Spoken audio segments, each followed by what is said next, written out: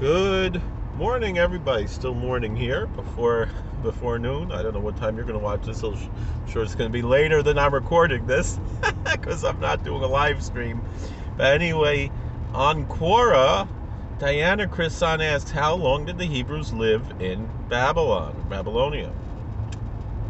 And this question has actually several answers. Most people are going to hear this question, and the answer is going to be, a quick answer of 70 years. Very simple. Barely an inconvenience. But actually, the word Hebrew, we have to understand that word, and then we have to, even with the quick snap judgment answer of 70 years, that has to be explained a little bit more, because the truth is it's a lot more than that, both before and after the destruction of the first temple in the year 586 or 587, around that time, most likely 586 of the Common Era. Of the before the Common Era, which would be called BC for Christians. So that we're talking about some 2,500 years ago, a little bit more, almost 2,600 years, over 2,600 years ago already now.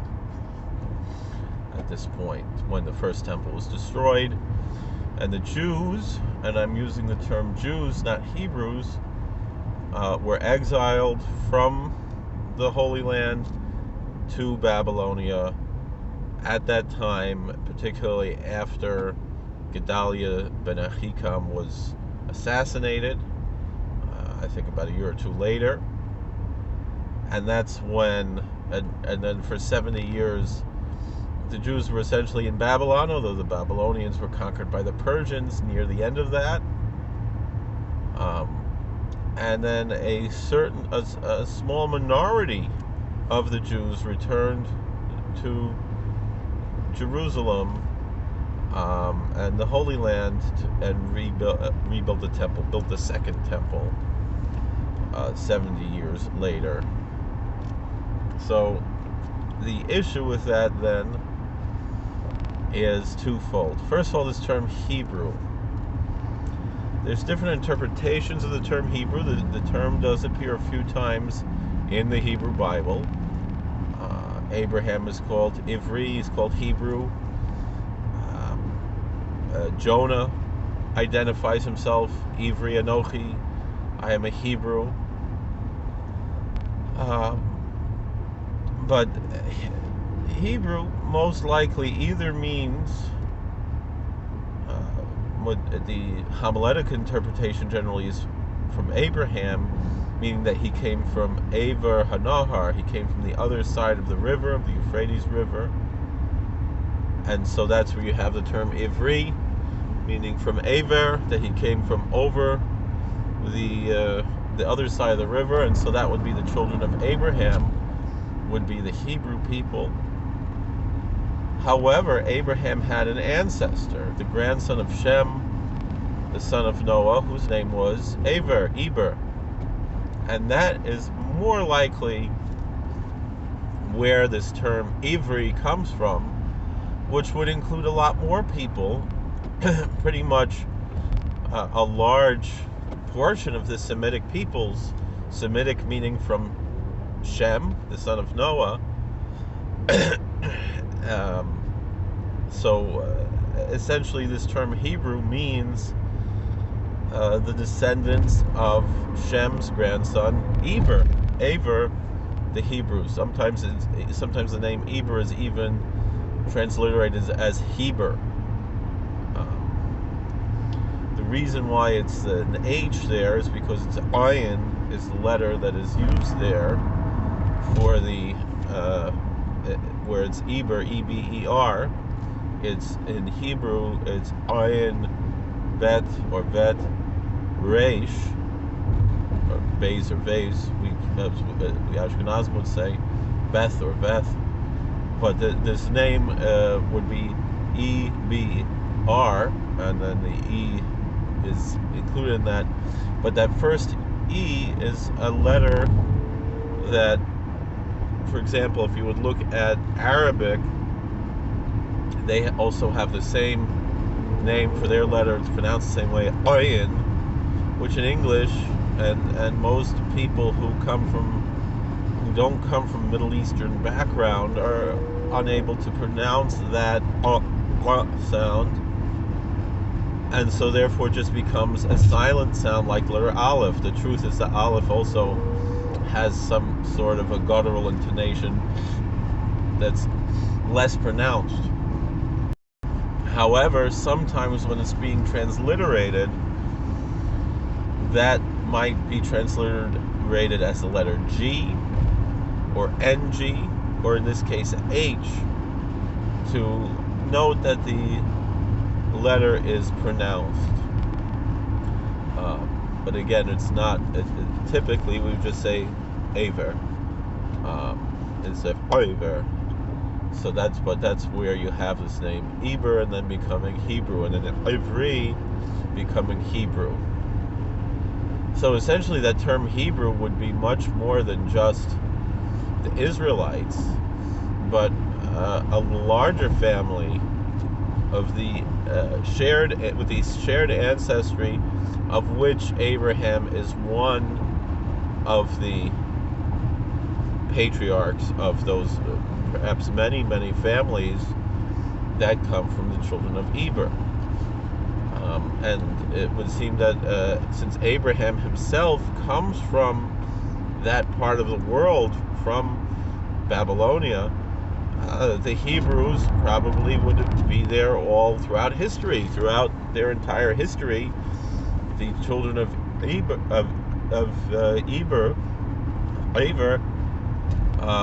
although the tradition says that Shem and Eber had an academy in Jerusalem, and that's a very popular Jewish mythology, and I don't see any reason to doubt the historicity of it. But his own descendants, dwelled all throughout the Middle East, including in Babylonia.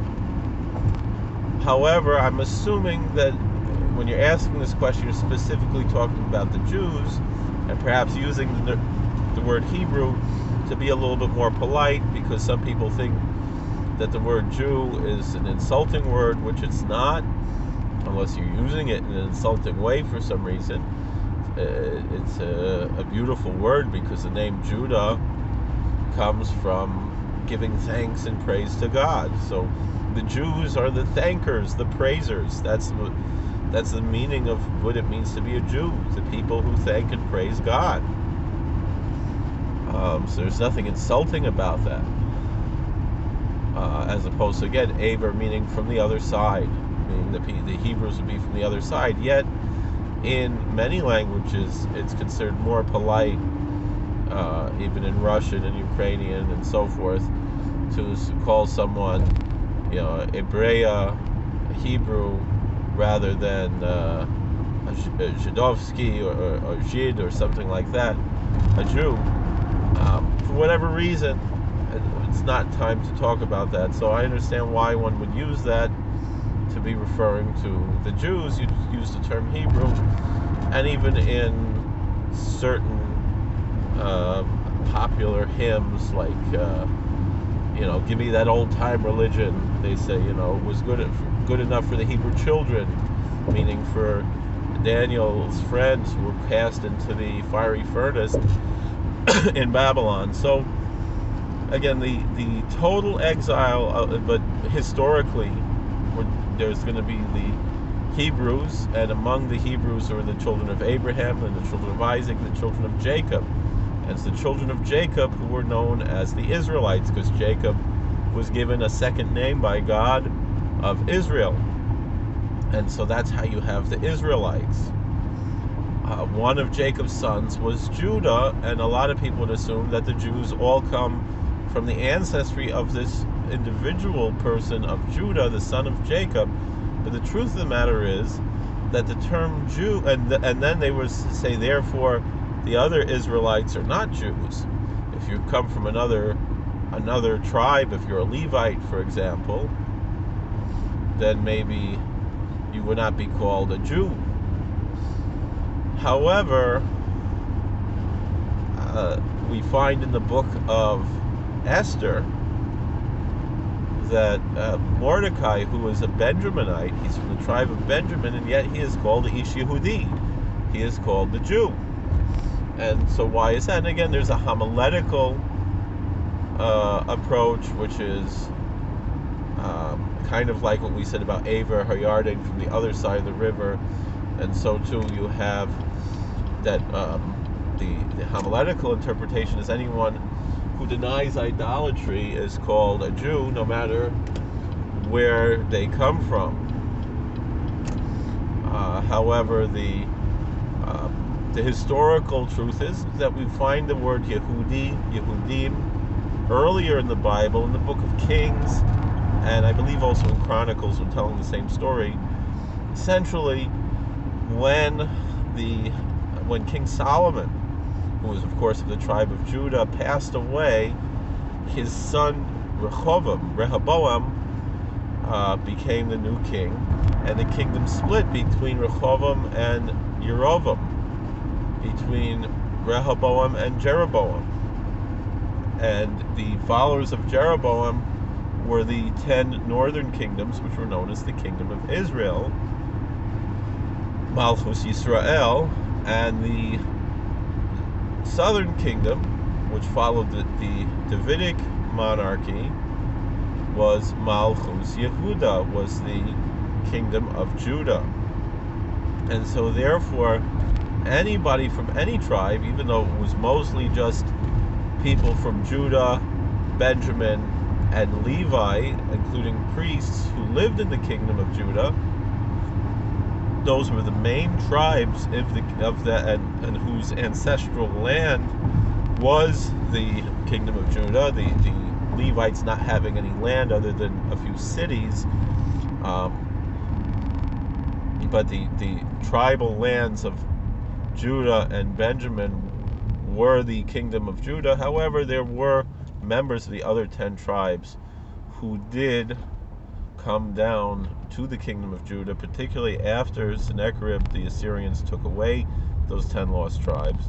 And for the most part, they've been lost to history, although there are many different stories about where they might be, if beliefs that they actually had not totally assimilated. And whatever that is, we don't really know.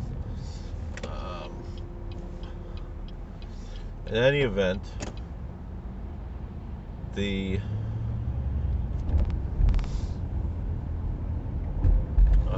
term Jew really means someone from the kingdom of Judah, and that was the kingdom that was brought to Babylon, meaning the kingdom of Israel, the 10 lost tribes, were brought to Assyria, and the kingdom of Judah, the Jews, were brought to Babylon. And so it's historically apt to say, when we're talking about those, that when the first temple was destroyed, that those were the Jews. You don't need to use the more general term Israelite, nor the more general term Hebrew, which was the term used in this question, but rather these are the Jews,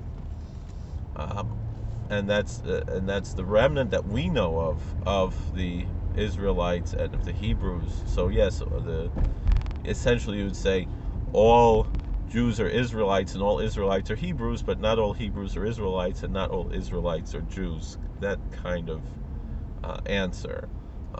But for the most part, whoever is not a Jew, we don't really know. We don't really have that ancestry clear of being Israelite or Hebrew.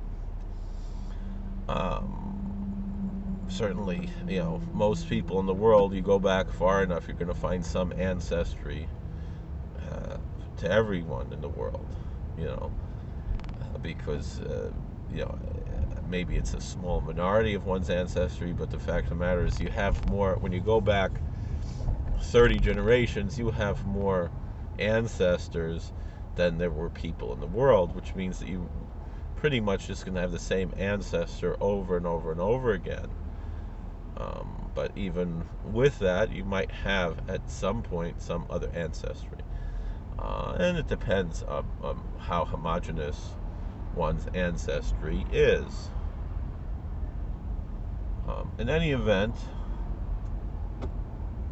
so the first answer we had was that the Jews were exiled in Babylon for 70 years from the destruction of the first temple. However, and then 70 years later, the second temple was built. However, the truth of the matter is it was only a very small portion of the community that went back to Jerusalem, and the vast majority of the Jews were indeed in Babylonia really until about 70 years ago is when,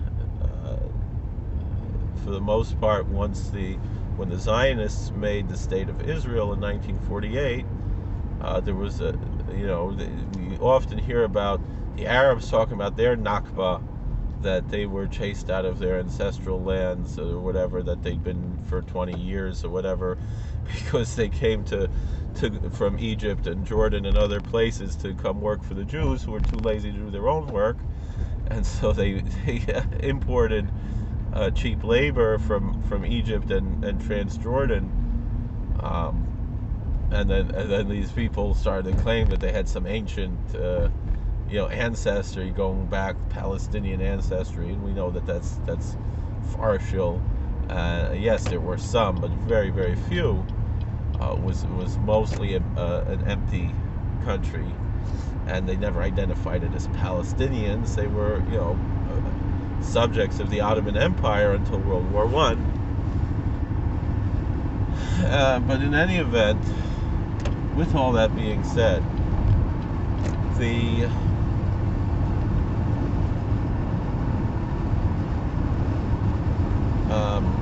Jews had lived in what's now called Iraq or Babylon all the way since the destruction of the first temple, and they maintained their religion and culture. They didn't intermarry with other ethnicities. I don't think there was a tremendous amount of Muslims in Babylonia converting to Judaism, at least the ones who survived, meaning yes, there were Jews who intermarried, and even some of those came back to Jerusalem, and some of them did so without conversion, and that's why their wives and children were sent away by Ezra and Nehemiah. But that's a very small minority. But those who survived as Jews did so by maintaining their own religion. Nowadays, thankfully, it's much easier, at least in theory, from the pressures of the outside world, for someone to convert to Judaism. The problem is now within the Jewish community, because of that conditioning, they seem to have a hard time bringing in converts. Not for lack of people wanting to convert, but because the rabbinical establishment was conditioned not to. But in any event, and I believe that's wrong. Rabbi Nachman of Breslov said we should welcome converts. But anyway, the Jewish community remained in Babylonia for thousands of years, over 2,000 years. The Talmud are, some of our most important religious texts, by and large, written in Babylonia. That's why we call it the Babylonian Talmud, Talmud Bavli. And after that, many of the great rabbinical leaders, and much of the Bible was written in Babylon. So, Daniel and Jeremiah and Ezekiel, these are books of the Bible written in Babylonia. So, even though we were brought there as slaves and victims, we thrived there and lived there really until the Zionists did a Nakba really against the Jews, meaning that it's not so much that the so-called the Arabs who decided in the 1960s to start calling themselves Palestinians, that they're the victims of the Zionists, but really the pious religious Jews, and particularly in the Middle Eastern lands, who had lived peacefully in those countries for 2,000 years, and then they were forced out of there because once the Zionists established their state in the Holy Land, the people, these countries that had Jewish minorities for so long expelled their Jews, and for the most part sent them to the Holy Land. Some came to America and other places, but that's where the Iraqi Jews, for example, there were still some Jews left in Iraq, but for the most part, in 1948 is when kind of the Jewish community in Iraq, for the most part, came to an end. There were still some small Jewish communities, but most of them were forced, much of them against their will, to leave the country where they had lived where their ancestors had lived for 2,000 years.